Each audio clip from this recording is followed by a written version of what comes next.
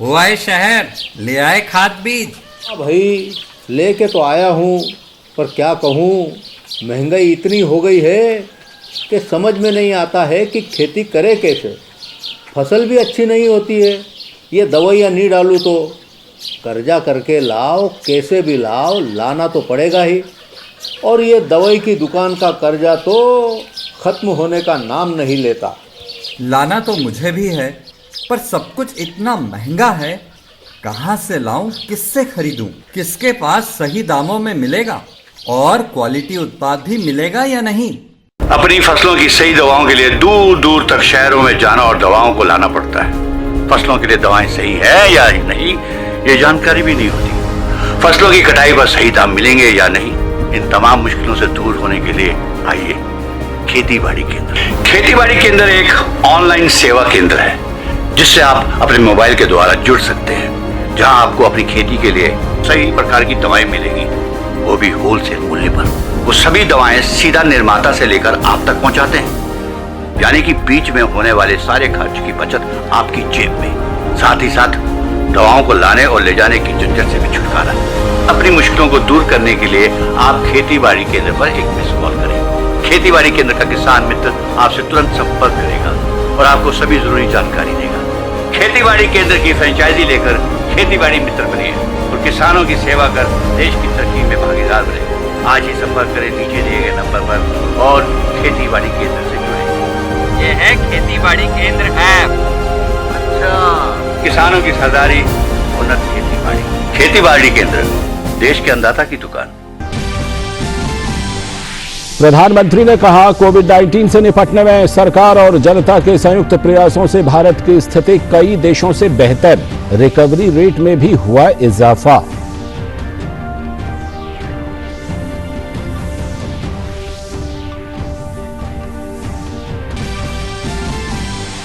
केंद्रीय स्वास्थ्य मंत्री डॉक्टर हर्षवर्धन की अध्यक्षता में कोरोना वायरस महामारी पर मंत्रियों के समूह की हुई 17वीं बैठक में देश में कोविड-19 की ताजा स्थिति, कार्रवाई और प्रबंधन से जुड़े मुद्दों पर हुई चर्चा। केंद्रीय स्वास्थ्य दल आज महाराष्ट्र के दौरे पर। देश में कोरोना से स्वस्थ होने का दर 58% से ज्यादा। सक्रिय मामलों की संख्या 1,97,000 के पार। दुनिया भर में कोरोना वायरस से 97,64,000 से भी ज्यादा लोग संक्रमित। 4,92,000 से भी ज्यादा लोगों की हुई मौत। WHO ने कहा, कोरोना से निपटने के लिए 30 अरब अमेरिकी डॉलर से ज्यादा की जरूरत।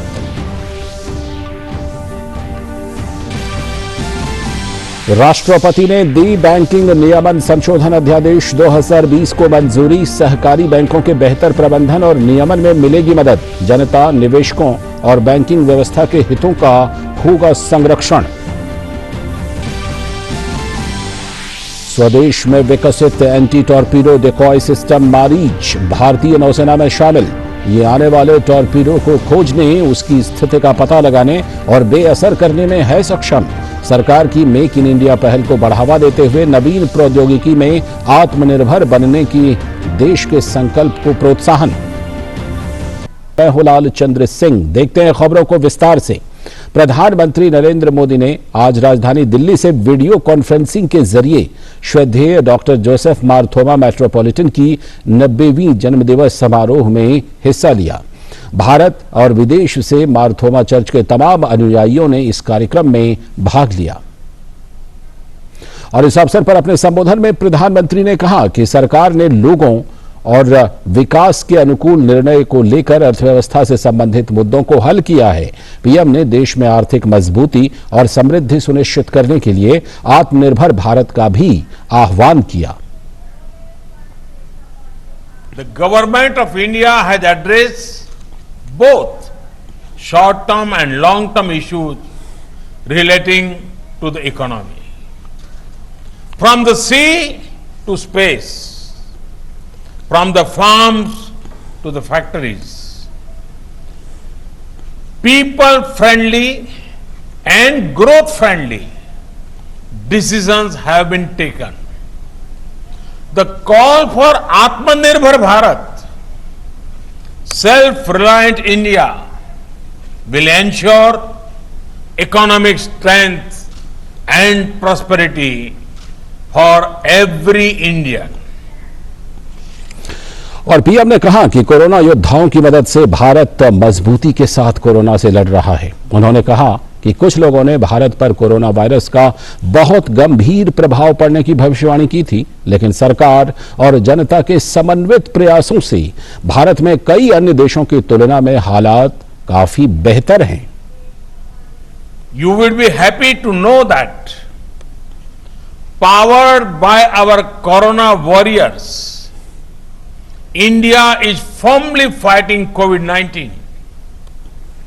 Earlier this year, some people had predicted that the impact of the virus in India would be very, very severe. But due to lockdown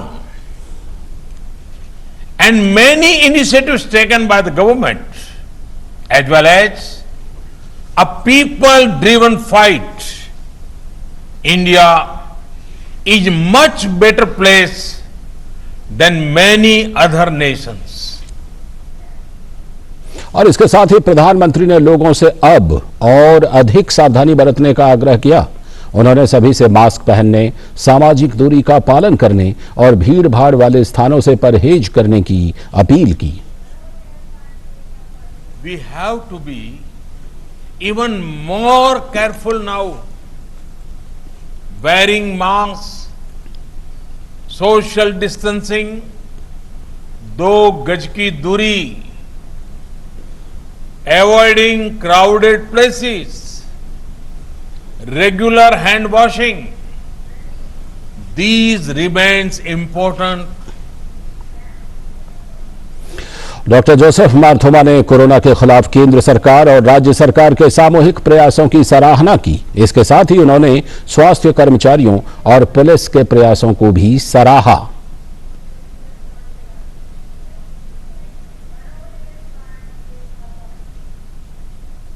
The excellent work that the state government and especially the health department and the police have done is commendable. And also the benevolence of the central government is also commendable. Very happy that he is very bold to lead and capable to lead India for a better future. अब रुख करते हैं अगली खबर का। टिड्डियों का दल आज गुरुग्राम पहुंच गया है। इसके साथ ही राष्ट्रीय राजधानी दिल्ली में भी टिड्डी दल का खतरा मंडरा रहा है।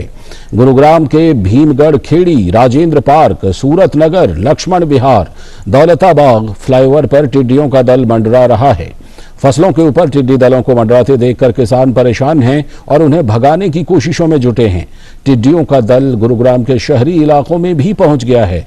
किसान पटाखे, टिन के डिब्बे बजाकर और धुएं के जरिए टिड्डियों को भगाने की कोशिशों में जुटे हैं।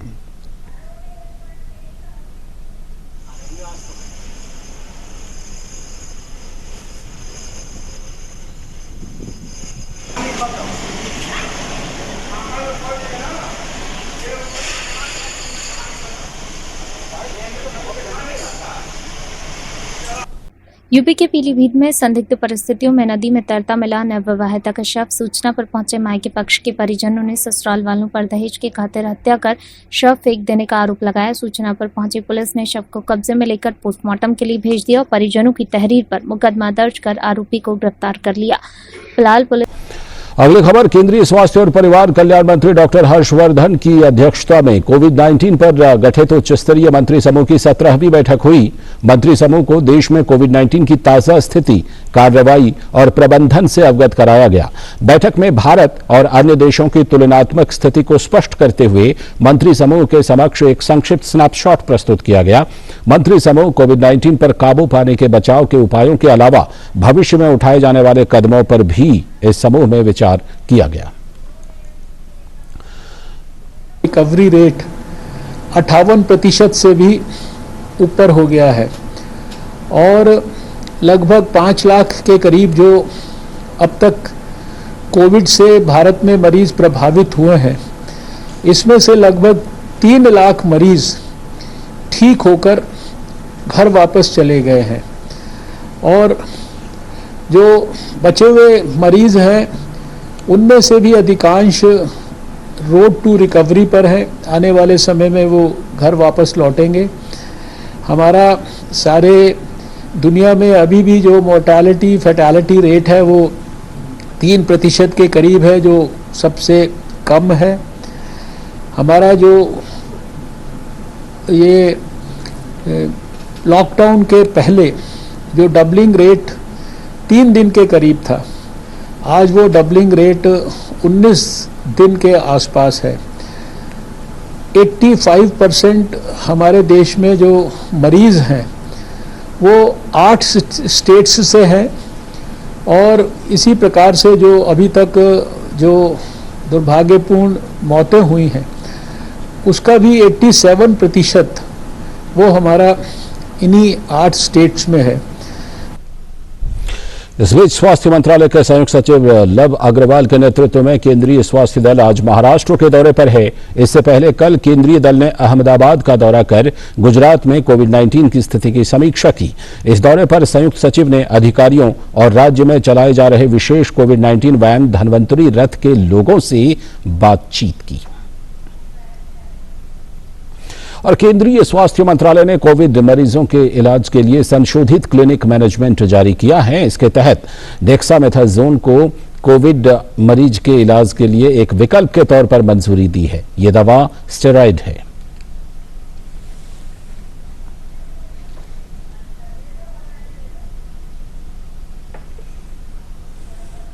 तो ये कोविड-19 के खिलाफ जंग जारी है। स्वास्थ्य मंत्रालय ने कोविड मरीजों के इलाज के लिए संशोधित क्लिनिक मैनेजमेंट जारी किया। इसके तहत डेक्सामेथासोन को कोविड मरीज के इलाज के लिए एक विकल्प के तौर पर मंजूरी अब दे दी गई है।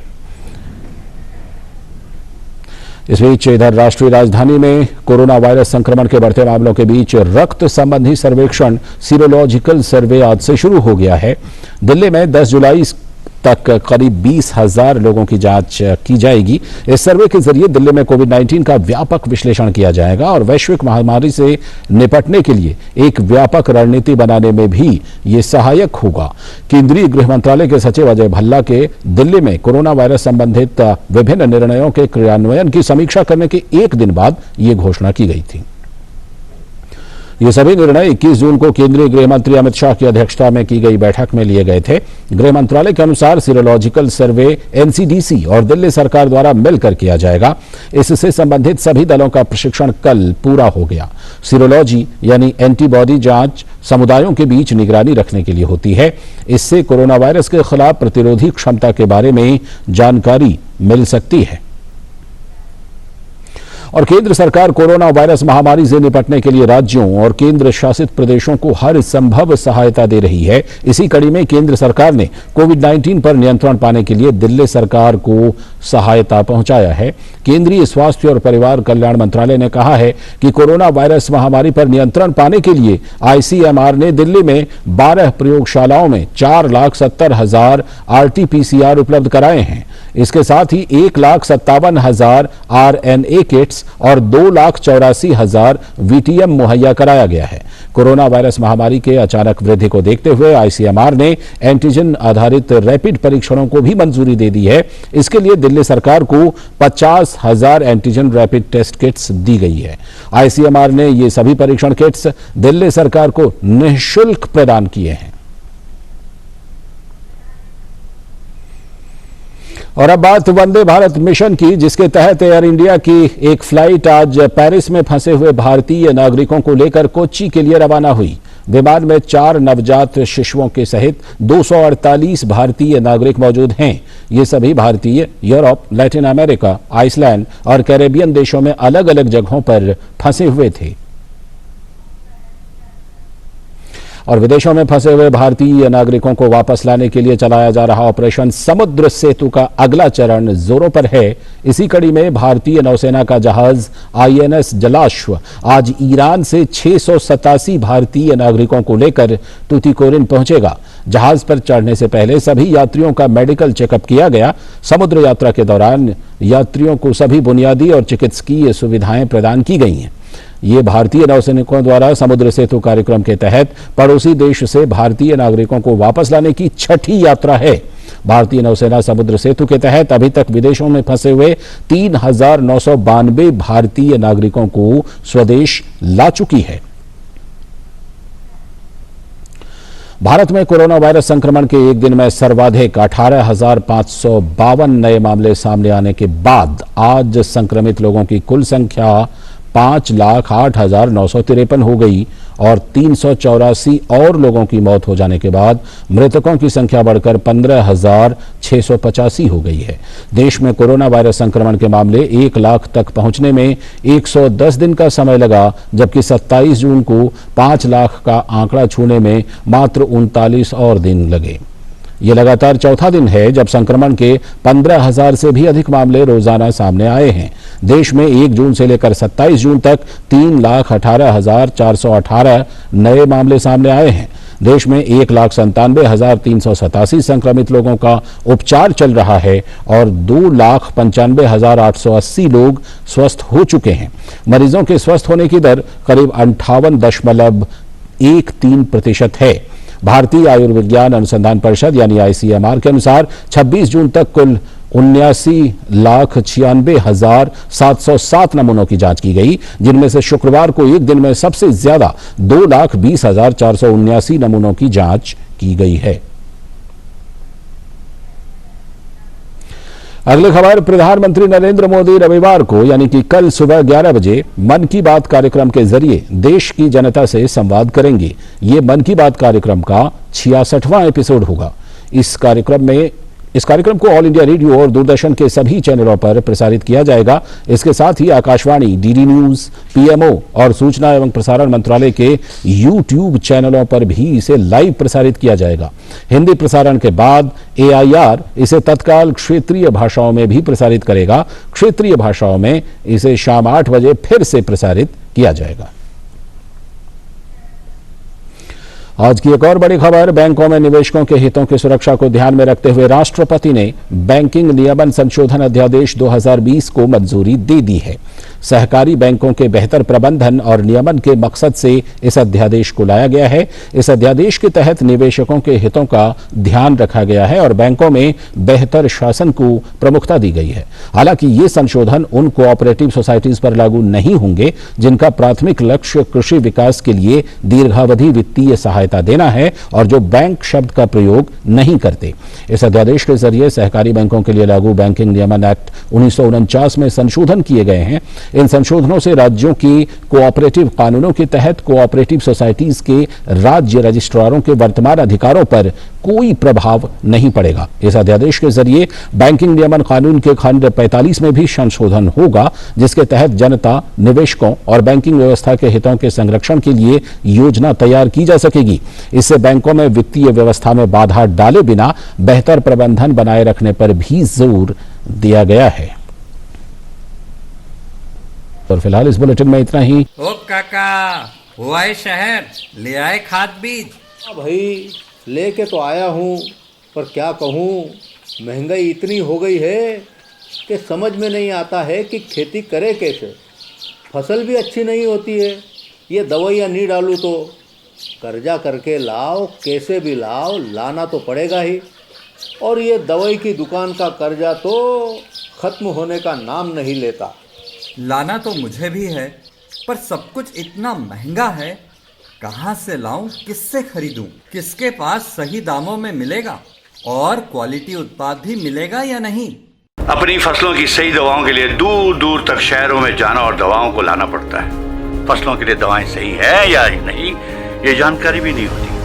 फसलों की कटाई पर सही दाम मिलेंगे या नहीं, इन तमाम मुश्किलों से दूर होने के लिए आइए खेती बाड़ी केंद्र। खेती बाड़ी केंद्र एक ऑनलाइन सेवा केंद्र है जिससे आप अपने मोबाइल के द्वारा जुड़ सकते हैं, जहां आपको अपनी खेती के लिए सही प्रकार की दवाएं मिलेगी, वो भी होलसेल मूल्य पर। वो सभी दवाएं सीधा निर्माता से लेकर आप तक पहुंचाते हैं, यानी कि बीच में होने वाले सारे खर्च की बचत आपकी जेब में। साथ ही साथ दवाओं को लाने और ले जाने की झंझट से भी छुटकारा। अपनी मुश्किलों को दूर करने के लिए आप खेती बाड़ी केंद्र पर एक मिस कॉल करें। खेती बाड़ी केंद्र का किसान मित्र आपसे तुरंत संपर्क करेगा और आपको सभी जरूरी जानकारी देगा। खेती बाड़ी केंद्र की फ्रेंचाइजी लेकर खेती बाड़ी मित्र बनिए और किसानों की सेवा कर देश की तरक्की में भागीदार बने।